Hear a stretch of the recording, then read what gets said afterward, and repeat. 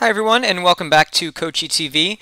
In the past, we've done some different videos on different aerobic and strength type runs, and we talked a lot about the science that was behind it, and then some training design. Today, we're going to look at a pace that hasn't been studied nearly as well: critical velocity, or your 10K pace. And in this, I'm going to talk about the science that does support this. I'll talk about some anecdotal evidence that suggests maybe some things that, if studied, could be turned out by science.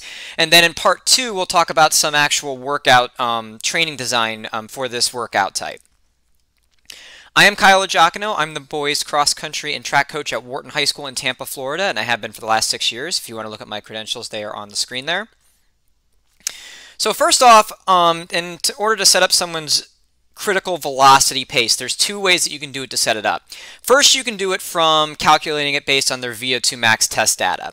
So there's a lot of different ways you can test someone's VO2 max. I did a whole video on this. It's in the description down below if you want to take a look at it. But for the short way of kind of looking at this, you can do it by using this Astrin test, which starts with a really good warm-up and drills and strides and get the kids really ready to go. And then you would run 2 miles at their best possible pace, so to exhaustion. So let's say theoretically we do that with somebody and they run 10:30. They would have a current date pace VVO2 max, or the velocity at which their body reaches VO2 max, is 5:15. That's their date pace. So what you would do with that is you would multiply 5 times 60 and add 15, and you get 315 seconds. So the way you would calculate their critical velocity from that is, the idea is that critical velocity, or 10K pace, is 92% of their VVO2 max. So you would take the seconds, 315, and divide it by 0.92. You get 342 seconds, or 542 pace. So if you'd want to do workouts at critical velocity using a percentage of their VO2 max, this is the way you would do it, and this kid should be running at about 542 when training critical velocity. Now, you can also directly test somebody's critical velocity. When you do this, and this comes actually from the US, or the IAAF, excuse me, IAAF's curriculum, in which they set up workout paces using this test, critical velocity. Now, it's actually, they call it a VCR test, or the velocity at which they have this critical pace. And the test protocol, if you want to directly test somebody's critical velocity, is again a full warm-up, and you have them go 30 to 60 minutes best possible distance. So a really, almost like a super fast tempo run. A tempo run or a lactic threshold run is typically run slower than this. You're basically almost treating this like a race day. If you do this for a high school kid, I would suggest only going 30 minutes because they're really going to use a lot of glycogen, and it's going to be a very difficult training day. But the IAAF, which again is using more professional athletes, suggests the longer run. This would only be a good thing for kids with a high training age, but it does give some extra metrics like running economy and that kind of thing. I will eventually do a video on critical velocity tests and how you can actually use it to set it up, but this is one thing that you would do, and essentially how far they can get in 30 minutes, that pace is their critical velocity. And it should be very close, if not right on, to if you were to convert it from a 2-mile Astrin VO2 max test. Now, if you're also using the Astrin protocol for this, I typically, when I use this, is I don't go just with only go 542. I'll typically give them a range of anywhere from 90% to 92%. So you give them a range. This kid might be somewhere between like 555 or something like that and 542. Now, let's talk a little bit more about the science of what critical velocity running is. As we mentioned, this is their theoretical 10K pace.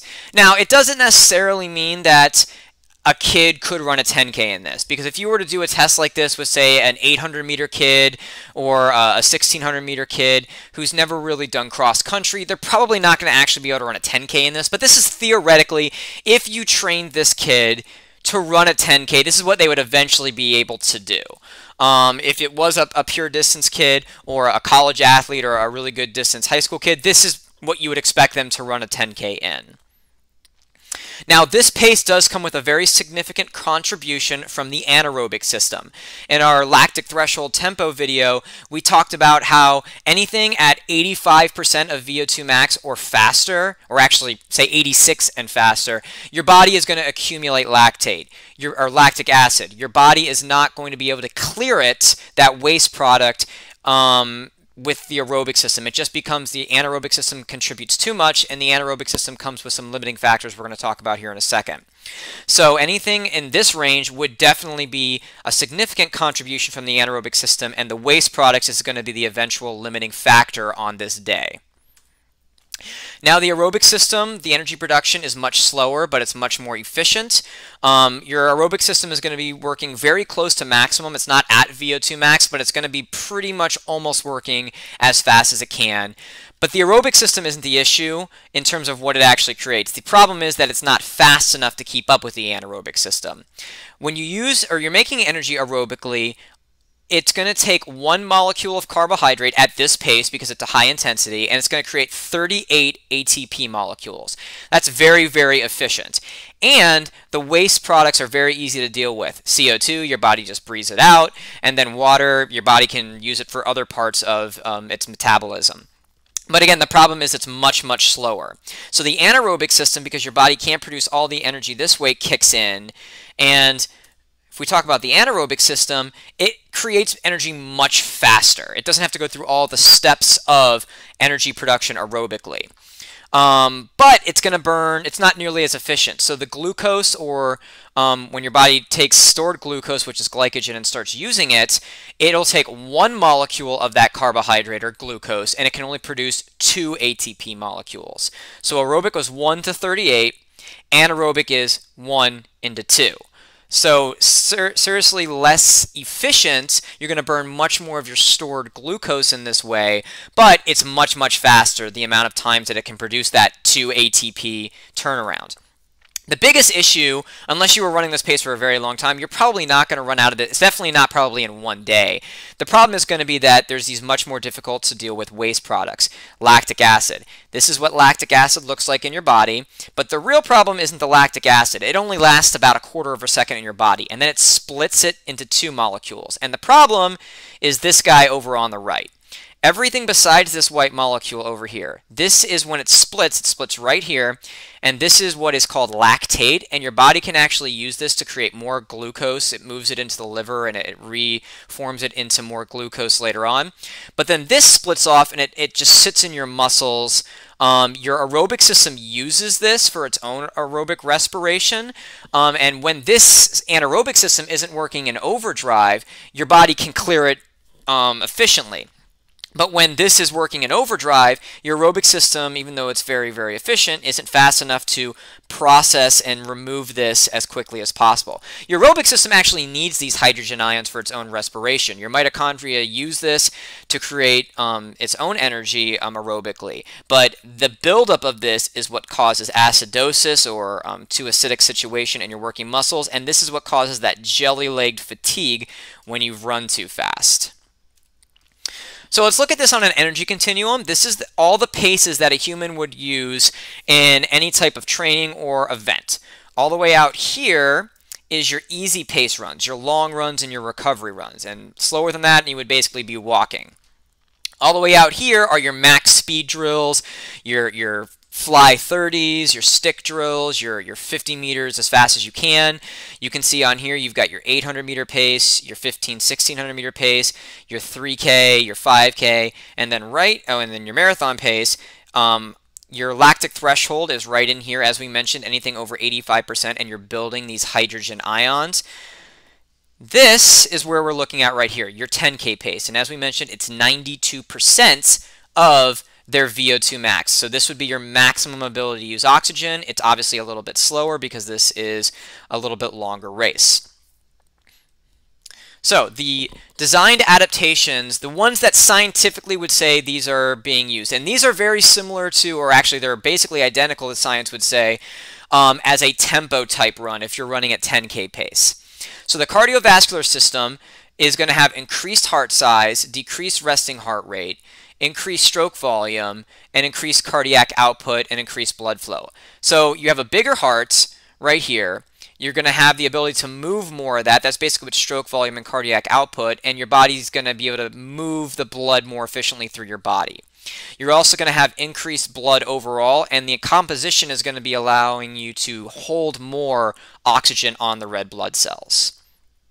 The muscular system adaptations, the oxidative fast twitch muscle fibers, those muscle fibers that are right in the middle that can act either aerobically or anaerobically, this is going to cause those muscle fibers to act more aerobically, like slow twitch, these types of workouts. They're also going to become the aerobic energy muscle system. The slow twitch fibers are going to become enhanced. They're going to have more capillaries because you're doing this continuous work. Your body needs to move more blood, so it's going to build more pathways. You're going to have more mitochondria. They're going to get bigger. You're going to have more of them. And then the surface areas where they actually create the energy aerobically, so that's very important. One of the biggest adaptations that you get from this is just like hard tempo runs, is enhanced running economy. You just get more economical with using your fuel sources. Now, metabolic system, increased ability to remove lactic acid. As we said, your body is going to be accumulating it, so it gets better at removing the acid because of the aerobic system and just other processes. Your body is going to increase fat storage and use, and increase glycogen or stored glucose or carbohydrate storage and use. It's going to store more of it, and it's going to put it very close to the working muscles. And you're going to have increased aerobic enzyme activity and volume. This all comes with the caveat that these changes are very similar to aerobic threshold or easy runs, so you need to have 20 continuous minutes or intervals that don't really stop very much, and we'll talk about that more in the training design, but you need 20 continuous minutes for any of these things to really happen. After 20 minutes, there's a protein-like hormone that's actually released from your heart that is very, very important in all of these processes happening, but basically you need 20 continuous minutes for that to happen. As you're looking at this, really think about the idea of treating this like a tempo run, and when you would actually do it. You don't want to try to overdo these. These are very, very demanding, and tomorrow when we release the other video, we'll talk about where you would space these out. Now let's talk about some theoretical adaptations of critical velocity and 10K pace. These are not things that have been directly studied scientifically, so that's the caveat here. So let's take a look at them. So muscular systems, these are very similar to aerobic power or VO2 max style workouts, that you would have increased myoglobin content in the working muscles and increased oxygen extraction. So when you put your body right at VO2 max, your body realizes, uh-oh, I don't have the ability to take as much oxygen from the red blood cells and move them into the working muscles. Myoglobin is what's in your working muscles that does that, takes it off the red blood cells. And your body becomes better at extracting these from your blood vessels. So this is something that is done at aerobic power. And there's some anecdotal evidence that would say that you get some of these benefits by running at critical velocity. So as I mentioned, there's no studies that have verified this, basically because it hasn't really been tested. All the tests were based at doing this, at increasing myoglobin and oxygen extraction capabilities, were done at 98 to 102% of VO2 max, so right at it. But some anecdotal evidence would say that because 92% is kind of close to that, it's pretty close, that you might be able to get some of these designed adaptations of aerobic power type running, as we just mentioned. However, so this evidence has said that you can do this, maybe not with your pure distance kids, not your kids that love cross country and love the 2-mile, but to train short middle distance kids and younger athletes. And here's the reason for this. For the short middle distance kids, and I'm not talking about purely 800, 1600 meter kids. I'm talking about the 400 meter kid that you're trying to move up to maybe be a 4.8 kid, and maybe they could run a 1600. These kids obviously have reduced aerobic capacity. They don't run as many miles. They do more speed work. So these short middle distance kids, this may, running at this intensity, critical velocity, can allow them to train at this intensity, and they wouldn't be able to run at aerobic power for very long, and potentially get these benefits that you would want from an aerobic power workout. I've seen some very, very high-level colleges that have stressed doing this with that particular kid. They're 400, 800 meter kids, and saying that works beautifully for them. And then with the younger kids, the problem with training younger kids at faster paces than, say, a tempo workout is they are much less able to clear the acid. Their bodies just haven't matured in a way they can really clear the acid at a way an older kid. And when I say younger, about 16 is when that's solidified. Some people earlier, some can do it by 14, but if you're training a lot of freshmen, maybe you have a JV team that's mostly freshmen, or you're training middle school. These younger kids can't clear the acid nearly as well, and the other problem is that their body is just much more hurt by acid in general. They just can't deal with it nearly as well. So to reduce the acid buildup, critical velocity is not going to build as much. It's not as intense. So this may make it easier for younger athletes to accomplish an aerobic power type day, having them run at their critical velocity pace instead. Again, this is anecdotal evidence. It's not been studied directly.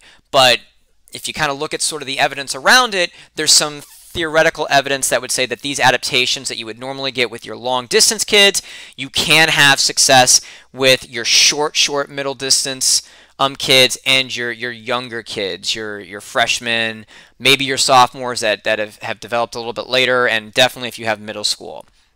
So I actually see these workouts more so because I've had maybe like 2 or 3 of those short middle distance kids in my career, and I coach high schoolers. So I see these workouts less for these muscular adaptations. I'd rather give them a good VO2 max day, aerobic power day to get this training.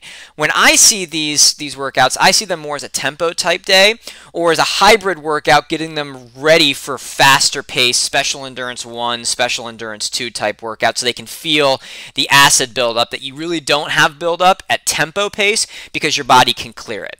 So tomorrow we'll talk about some training designs. I'll talk about some training designs not only for that short middle distance kid, but also for maybe your kids in the situation that I have come across a little bit more, that this could be a hybrid workout, getting them more prepared for faster paced work. If you had any questions on this, please ask them in the comments down below, and check out the videos that I mentioned in the video in the comment section down below.